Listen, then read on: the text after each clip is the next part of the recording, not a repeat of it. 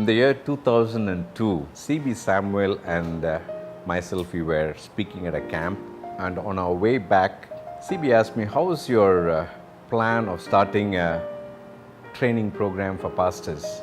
I said, CB, it never really took off. CB said, you know what? Recently I met David Singh. David Singh is a mutual friend of both me and CB Samuel. So he said, David talked about this organization called Asian Access. He said, these guys are doing a fantastic job of especially working with pastors across Asia. And he asked me, will you be interested in starting this in India? Because they are very keen. They are really looking forward to starting in India. I looked at CB and David, since I know both of them and I can vouch for their credibility, and I said, okay, I'll take some time off to process and pray, and eventually I gave them the consent. Three of us on this whole project to India. We decided in India, if we have to effectively reach pastors across India, the only way we can do it is through zone. So we thought we start with North, since we all of us stay in this part of the world. So we went about recruiting. We couldn't really, it was a tough task actually, because to get these senior pastors to come and spend 3 days and every quarter, it just kind of was a challenge. Plus, nobody knew what is Asian Access is. It's an entity. So eventually, of course, we managed to rope in around 10 of them. And it was fantastic. And I think David played a role of a resource coordinator. He used to come every module. He will spend time with us. He helped us to kind of open our lives to one another, so as to really build a community. It was fantastic. It was amazing to see guys from different backgrounds sharing their lives, opening their lives to each other, and to see how as a community our learning is fostered. I mean, we can see that it really, the process becomes a lot more easier in terms of learning. And by the time we finished this first module, the first class we call it in India, there were only 7 eventually finished. And it was amazing to see the 7 became great friends, and irrespective of what background we come from, and we see all those walls are broken, just walking together for 2.5 years' time. And Bruce Johnson came in. He took up the role as a vice president come interim president, and he was also very keen on working with India. And so Bruce and me, we started working on our next batch 2. And in the meanwhile, both David Singh and CB Samuel really decided to move on, since they have so many other commitments. They felt they really won't be able to do justice, with this. So eventually the whole thing came on me. Bruce asked me whether I would like to, take it up. Not Bruce, in fact, it's Doug who asked me while we are graduating, and whether I would like to take up the lead. And I said yes, and then we started working, me and Bruce.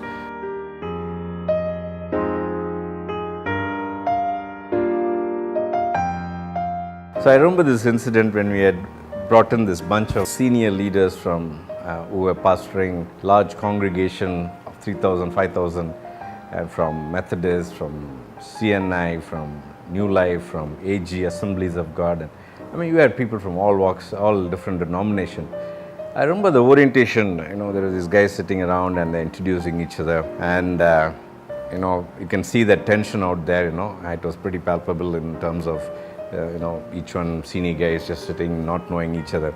And then there was this introduction was over. Then one of those denominational leaders took me out and said, Brother David, can I have a word with you? I said, yes, please, He said, if you had told me that these mainline pastors are going to be here in this program, I wouldn't have signed in for this program. And I laughed at him and said, you know what, it's okay, let's get in and see how it goes. You wouldn't believe it. By the time they were halfway through, these guys were great buddies, became fantastic friends. Some of them were sharing pulpits. They had marriages happen from their church to the other church. And I think that's been the beauty of Asian Access, which breaks down all this denominational barrier and brings in this kind of a relationship, which is so very beautiful in the eyes of God.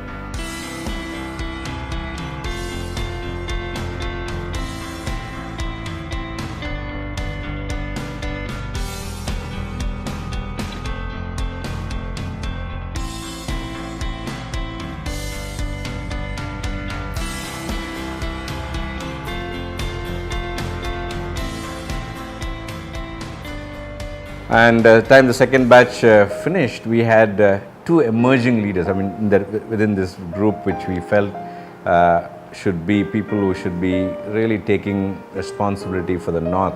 One was Pastor Sam Thomas, another was Devendra Verma, Pastor Devendra Verma. So we spoke to them and we shared the vision, and they were very keen. They were more than eager to jump in and take up the North leadership. And Sam, right now, Pastor Sam is leading. Verma had to move on because he had other commitments. We have a bunch of leaders now. Bobby was from the first batch, and George from the third, and Joseph from third batch. Now they are all now part of the North team who spearhead this movement in North. And I'm sure we will get to hear from Pastor Sam later. And along with Jeff and myself, we kind of started our moved on to the third batch, and it's been a great journey.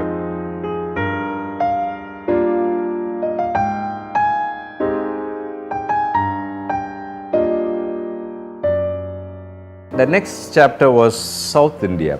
From North we said, okay, it's good for us to move to South because South is saturated with Christianity. At the same time, there are these challenges of pastoral leadership, which has been a challenge over the years. So I went and I met with my good friend Mark, and I talked about Asian Access. I shared the vision of Asian Access. And he was pretty thrilled, and he said, listen, let's meet up with the senior leaders. So we met with organizational leaders. Some had, they couldn't probably capture it fully. Some wanted this to be done only for their organization and things like that. Then we also met some younger leaders like Pastor Jekaran, who was pretty sold out for this, and that's a beginning. Then we traveled around to Kerala, to Hyderabad, Bangalore, Karnataka, to Hyderabad, met with more leaders, and we kind of found there was traction among many who really want to see this take shape and form. So there we are. We launched our first module in South, and great bunch of pastors, almost around 19 to 20 of them. And Mike Hoisington played the role of a resource coordinator, like a coach, mentor.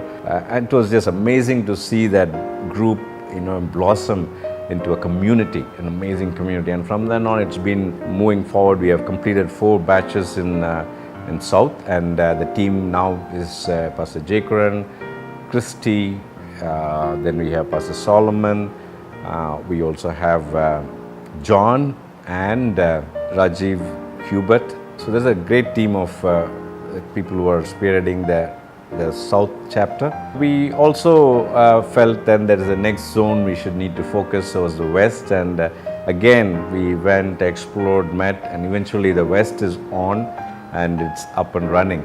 Now the beauty of all this is this community piece. The learning here happens not in a typical classroom setting where you have a professor who comes and passes on some kind of instruction, but rather it's just this whole beauty of a growing community and a relationship, and then learning from one another as well as from the faculty who comes along. And we really want to see this movement spread across India. We want to see this happen in eastern part of India, the northeast part of India. And in fact, we want to see this large community of pastors who are truly men of integrity, men of character, competence, lead the church in the years ahead. And the beauty of it is all our volunteers. We all volunteer at times. We have a primary ministry, it could be church ministry, pastoral ministry, but we volunteer at times to see this investment in the life of the pastors, because eventually they are the one who are going to play a role in equipping the church and seeing the church multiply across India.